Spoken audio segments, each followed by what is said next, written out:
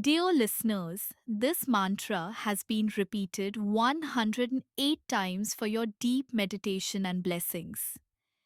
Please listen till the end and don't forget to subscribe to our channel for more divine mantras.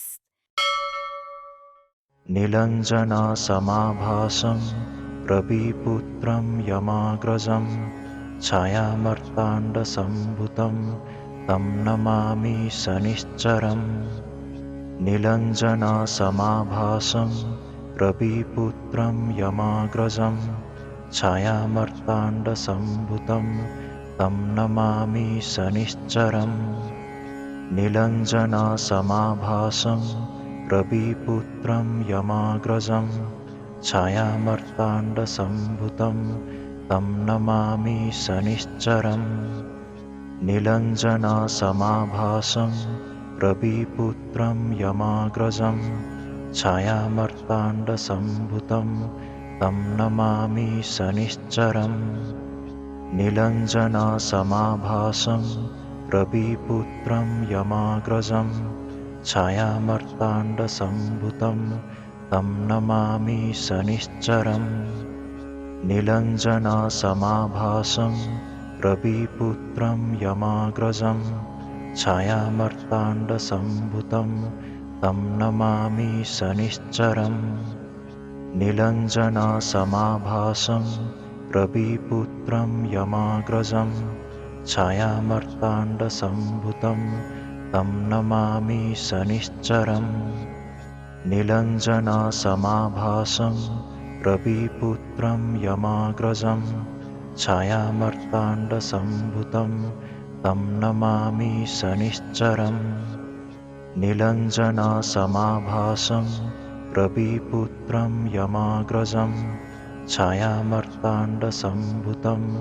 तं नमामि शनिश्चरम् निलञ्जनासमाभासं रविपुत्रं यमाग्रजं छायामर्ताण्डसम्भुतं तं नमामि शनिश्चरम् निलञ्जनासमाभासं रविपुत्रं यमाग्रजं छायामर्ताण्डसम्भुतं तं नमामि शनिश्चरम् निलञ्जनासमाभासं रविपुत्रं यमाग्रजं छायामर्ताण्डसम्भुतं तं नमामि शनिश्चरम् निलञ्जनासमाभासं रविपुत्रं यमाग्रजं छायामर्ताण्डसम्भुतं तं नमामि शनिश्चरम् निलञ्जनासमाभासं रविपुत्रं यमाग्रजं छायामर्ताण्डसम्भुतं तं नमामि शनिश्चरम् निलञ्जनासमाभासं रविपुत्रं यमाग्रजं छायामर्ताण्डसम्भुतं तं नमामि शनिश्चरम् निलञ्जनासमाभासं रविपुत्रं यमाग्रजं छायामर्ताण्डसम्भुतं तं नमामि शनिश्चरम् निलञ्जनासमाभासं रविपुत्रं यमाग्रजं छायामर्ताण्डसम्भुतं तं नमामि शनिश्चरम् निलञ्जनासमाभासं रविपुत्रं यमाग्रजं छायामर्ताण्डसम्भुतं तं नमामि शनिश्चरम्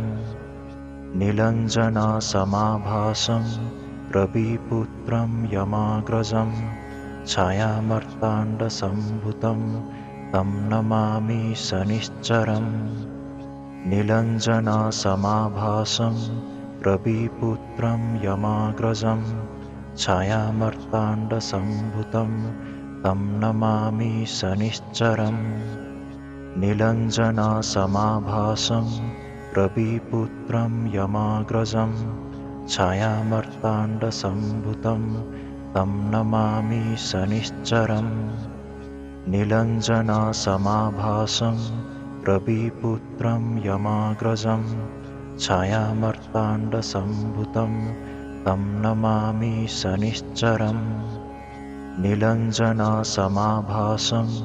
रविपुत्रं यमाग्रजं छायामर्ताण्डसम्भुतं तं नमामि शनिश्चरम् निलञ्जनासमाभासं रविपुत्रं यमाग्रजं छायामर्ताण्डसम्भुतं तं नमामि शनिश्चरम् निलञ्जनासमाभासं रविपुत्रं यमाग्रजं छायामर्ताण्डसम्भुतं तं नमामि शनिश्चरम् निलञ्जनासमाभासं रविपुत्रं यमाग्रजं छायामर्ताण्डसम्भुतं तं नमामि शनिश्चरम् निलञ्जनासमाभासं रविपुत्रं यमाग्रजं छायामर्ताण्डसम्भुतं तं नमामि शनिश्चरम् निलञ्जनासमाभासं रविपुत्रं यमाग्रजं छायामर्ताण्डसम्भुतं तं नमामि शनिश्चरम् निलञ्जनासमाभासं रविपुत्रं यमाग्रजं छायामर्ताण्डसम्भुतं तं नमामि शनिश्चरम् निलञ्जनासमाभासं रविपुत्रं यमाग्रजं छायामर्ताण्डसम्भुतं तं नमामि शनिश्चरम् निलञ्जनासमाभासं रविपुत्रं यमाग्रजं छायामर्ताण्डसम्भुतं तं नमामि शनिश्चरम् निलञ्जनासमाभासं रविपुत्रं यमाग्रजं छायामर्ताण्डसम्भुतं तं नमामि शनिश्चरम् निलञ्जनासमाभासं रविपुत्रं यमाग्रजं छायामर्ताण्डसम्भुतं तं नमामि शनिश्चरम् निलञ्जनासमाभासं रविपुत्रं यमाग्रजं छायामर्ताण्डसम्भुतं तं नमामि शनिश्चरम् निलञ्जनासमाभासं रविपुत्रं यमाग्रजं छायामर्ताण्डसम्भुतं तं नमामि शनिश्चरम् निलञ्जनासमाभासं रविपुत्रं यमाग्रजं छायामर्ताण्डसम्भुतं तं नमामि शनिश्चरम् निलञ्जनासमाभासं रविपुत्रं यमाग्रजं छायामर्ताण्डसम्भुतं तं नमामि शनिश्चरम् निलञ्जनासमाभासं रविपुत्रं यमाग्रजं छायामर्ताण्डसम्भुतं तं नमामि शनिश्चरम्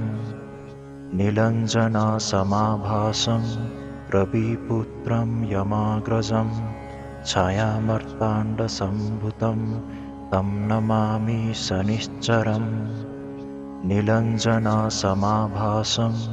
रविपुत्रं यमाग्रजं छायामर्ताण्डसम्भुतं तं नमामि शनिश्चरम्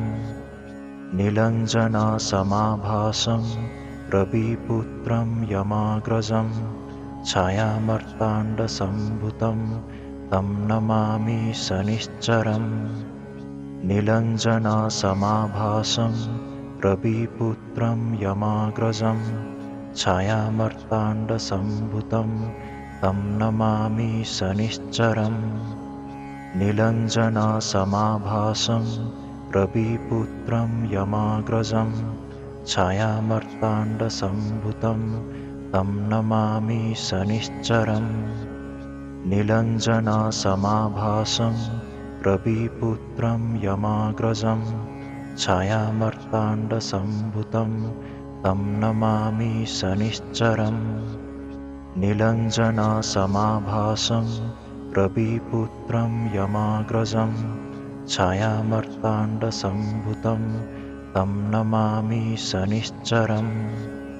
निलञ्जनासमाभासं रविपुत्रं यमाग्रजं छायामर्ताण्डसम्भुतं तं नमामि शनिश्चरम् नीलञ्जनासमाभासं रविपुत्रं यमाग्रजं छायामर्ताण्डसम्भुतं तं नमामि शनिश्चरम् नीलञ्जनासमाभासं रविपुत्रं यमाग्रजं छायामर्ताण्डसम्भुतं तं नमामि शनिश्चरम् नीलञ्जनासमाभासं रविपुत्रं यमाग्रजं छायामर्ताण्डसम्भुतं तं नमामि शनिश्चरम् नीलञ्जनासमाभासं रविपुत्रं यमाग्रजं छायामर्ताण्डसम्भुतं तं नमामि शनिश्चरम् नीलञ्जनासमाभासं रविपुत्रं यमाग्रजं छायामर्ताण्डसम्भुतं तं नमामि शनिश्चरम् नीलञ्जनासमाभासं रविपुत्रं यमाग्रजं छायामर्ताण्डसम्भुतं तं नमामि शनिश्चरम् नीलञ्जनासमाभासं रविपुत्रं यमाग्रजं छायामर्ताण्डसम्भुतं तं नमामि शनिश्चरम् नीलञ्जनासमाभासं रविपुत्रं यमाग्रजं छायामर्ताण्डसम्भुतं तं नमामि शनिश्चरम् नीलञ्जनासमाभासं रविपुत्रं यमाग्रजं छायामर्ताण्डसम्भुतं तं नमामि शनिश्चरम् नीलञ्जनासमाभासं रविपुत्रं यमाग्रजं छायामर्ताण्डसम्भुतं तं नमामि शनिश्चरम् नीलञ्जनासमाभासं रविपुत्रं यमाग्रजं छायामर्ताण्डसम्भुतं तं नमामि शनिश्चरम् नीलञ्जनासमाभासं रविपुत्रं यमाग्रजं छायामर्ताण्डसम्भुतं तं नमामि शनिश्चरम् नीलञ्जनासमाभासं रविपुत्रं यमाग्रजं छायामर्ताण्डसम्भुतं तं नमामि शनिश्चरम् नीलञ्जनासमाभासं रविपुत्रं यमाग्रजं छायामर्ताण्डसम्भुतं तं नमामि शनिश्चरम् नीलञ्जनासमाभासं रविपुत्रं यमाग्रजं छायामर्ताण्डसम्भुतं तं नमामि शनिश्चरम् नीलञ्जनासमाभासं रविपुत्रं यमाग्रजं छायामर्ताण्डसम्भुतं तं नमामि शनिश्चरम् नीलञ्जनासमाभासं रविपुत्रं यमाग्रजं छायामर्ताण्डसम्भुतं तं नमामि शनिश्चरम् नीलञ्जनासमाभासं रविपुत्रं यमाग्रजं छायामर्ताण्डसम्भुतं तं नमामि शनिश्चरम् नीलञ्जनासमाभासं रविपुत्रं यमाग्रजं छायामर्ताण्डसम्भुतं तं नमामि शनिश्चरम् नीलञ्जनासमाभासं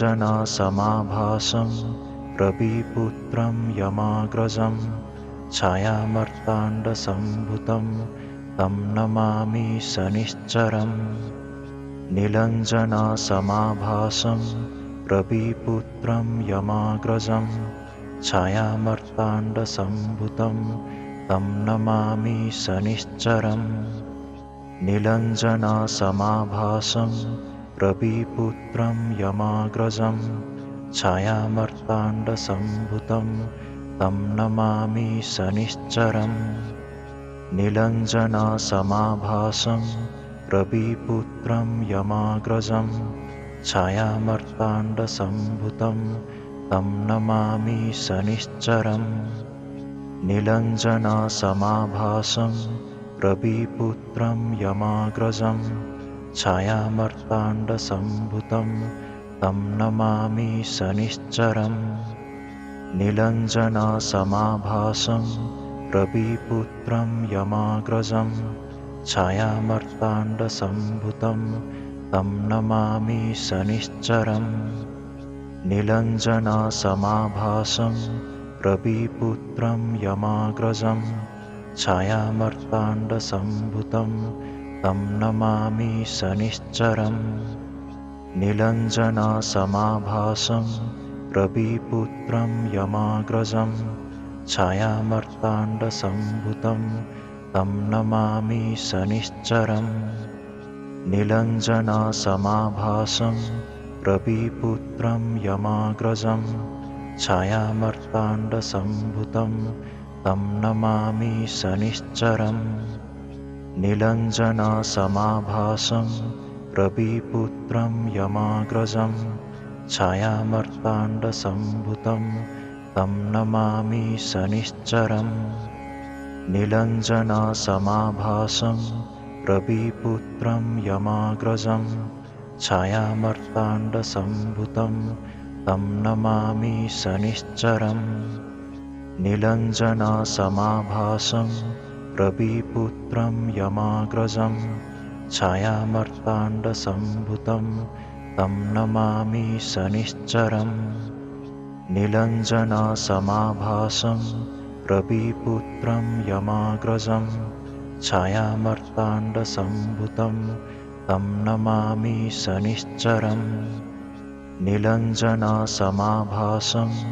रविपुत्रं यमाग्रजं छायामर्ताण्डसम्भुतं तं नमामि शनिश्चरम् निलञ्जनासमाभासं रविपुत्रं यमाग्रजं छायामर्ताण्डसम्भुतं तं नमामि शनिश्चरम् निलञ्जनासमाभासं रविपुत्रं यमाग्रजं छायामर्ताण्डसम्भुतं तं नमामि शनिश्चरम् निलञ्जनासमाभासं रविपुत्रं यमाग्रजं छायामर्ताण्डसम्भुतं तं नमामि शनिश्चरम् निलञ्जनासमाभासं रविपुत्रं यमाग्रजं छायामर्ताण्डसम्भुतं तं नमामि शनिश्चरम् निलञ्जनासमाभासं रविपुत्रं यमाग्रजं छायामर्ताण्डसम्भुतं तं नमामि शनिश्चरम् निलञ्जनासमाभासं रविपुत्रं यमाग्रजं छायामर्ताण्डसम्भुतं तं नमामि शनिश्चरम् निलञ्जनासमाभासं रविपुत्रं यमाग्रजं छायामर्ताण्डसम्भुतं तं नमामि शनिश्चरम् निलञ्जनासमाभासं रविपुत्रं यमाग्रजं छायामर्ताण्डसम्भुतं तं नमामि शनिश्चरम् निलञ्जनासमाभासं रविपुत्रं यमाग्रजं छायामर्ताण्डसम्भुतं तं नमामि शनिश्चरम् निलञ्जनासमाभासं रविपुत्रं यमाग्रजं छायामर्ताण्डसम्भुतं तं नमामि शनिश्चरम् निलञ्जनासमाभासं रविपुत्रं यमाग्रजं छायामर्ताण्डसम्भुतं तं नमामि शनिश्चरम् निलञ्जनासमाभासं रविपुत्रं यमाग्रजं छायामर्ताण्डसम्भुतं तं नमामि शनिश्चरम् निलञ्जनासमाभासं रविपुत्रं यमाग्रजं छायामर्ताण्डसम्भुतं तं नमामि शनिश्चरम् निलञ्जनासमाभासं रविपुत्रं यमाग्रजं छायामर्ताण्डसम्भुतं तं नमामि शनिश्चरम् नीलञ्जनासमाभासं रविपुत्रं यमाग्रजं छायामर्ताण्डसम्भुतं तं नमामि शनिश्चरम् नीलञ्जनासमाभासं रविपुत्रं यमाग्रजं छायामर्ताण्डसम्भुतं तं नमामि शनिश्चरम् नीलञ्जनासमाभासं रविपुत्रं यमाग्रजं छायामर्ताण्डसम्भुतं तं नमामि शनिश्चरम् नीलञ्जनासमाभासं रविपुत्रं यमाग्रजं छायामर्ताण्डसम्भुतं तं नमामि शनिश्चरम् नीलञ्जनासमाभासं रविपुत्रं यमाग्रजं छायामर्ताण्डसम्भुतं तं नमामि शनिश्चरम् नीलञ्जनासमाभासं रविपुत्रं यमाग्रजं छायामर्ताण्डसम्भुतं तं नमामि शनिश्चरम् नीलञ्जनासमाभासं रविपुत्रं यमाग्रजं छायामर्ताण्डसम्भुतं तं नमामि शनिश्चरम् नीलञ्जनासमाभासं रविपुत्रं यमाग्रजं छायामर्ताण्डसम्भुतं तं नमामि शनिश्चरम् नीलञ्जनासमाभासं रविपुत्रं यमाग्रजं छायामर्ताण्डसम्भुतं तं नमामि शनिश्चरम् नीलञ्जनासमाभासं रविपुत्रं यमाग्रजं छायामर्ताण्डसम्भुतं तं नमामि शनिश्चरम् नीलञ्जनासमाभासं रविपुत्रं यमाग्रजं छायामर्ताण्डसम्भुतं तं नमामि शनिश्चरम् नीलञ्जनासमाभासं रविपुत्रं यमाग्रजं छायामर्ताण्डसम्भुतं तं नमामि शनिश्चरम् नीलञ्जनासमाभासं रविपुत्रं यमाग्रजं छायामर्ताण्डसम्भुतं तं नमामि शनिश्चरम् नीलञ्जनासमाभासं रविपुत्रं यमाग्रजं छायामर्ताण्डसम्भुतं तं नमामि शनिश्चरम् नीलञ्जनासमाभासं रविपुत्रं यमाग्रजं छायामर्ताण्डसम्भुतं तं Namami शनिश्चरम् Jai Shri Ram. Thank you for listening to our channel. If you enjoy melodic meditational healing, kindly support us by subscribing, and please don't forget to click the bell icon to stay updated.